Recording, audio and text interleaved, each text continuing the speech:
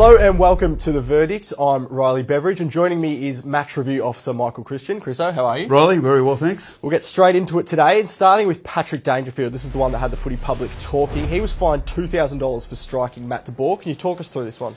Well, the initial fling back of Patrick's arm into the midriff of Matt de Boer, we were satisfied that it was an intentional action that caused low impact to the body. So as a consequence, it was a $2,000 fine for that particular incident. And the second incident in that same motion where he swings his arm back, was that assessed? Yeah, absolutely it was assessed, but in the end it was determined that there was insufficient force to constitute a reportable offence. Okay. Will Setterfield, he was banned 2 matches for this dangerous tackle on Gold Coast youngster Will Powell. Now, it didn't appear as though there was a second motion in this. Was it for driving with excessive force into the ground? Yeah, it was more, for me, I mean, without distinguishing between all the aspects, there was a bit of a slinging motion to it as well. And you can see Will grabbing the right arm there of Powell, that really put him in a vulnerable position.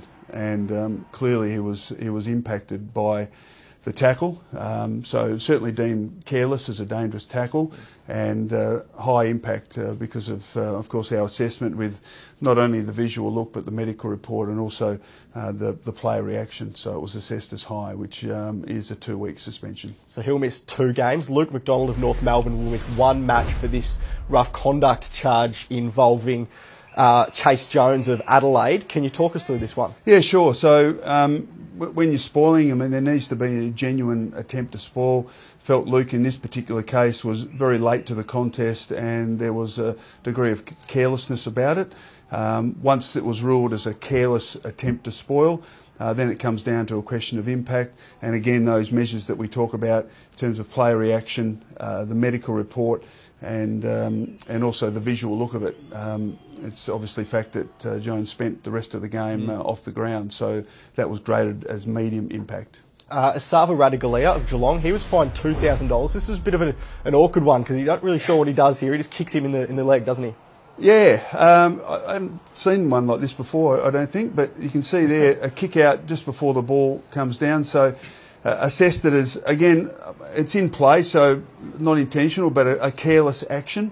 And then it comes again down to a question of impact, and clearly Shane Mumford impacted by that, and taking into account the other factors, including the medical report, brought it as low. So a $2,000 fine for Asava. And the final one we'll look at today is Eric Hipple. Now, he was cleared for this. He sort of had a studs up in a marking contest on David Myers, got him in the face. It was a really nasty incident. Did you look at this, and how did you come to the conclusion that it was? Yeah, I mean, with the whole studs up situation, it comes under the general, was it unreasonable in the circumstances? And so we considered a whole range of things with this particular incident, including the speed at which Hipwood was approaching the ball, the fact that his eyes were on the ball, and also the fact that his opponent, Ambrose, pushed his hips and sort of tunnelled him fractionally, which meant he lost balance. So taking all those things into consideration, we concluded that it wasn't unreasonable in the circumstances.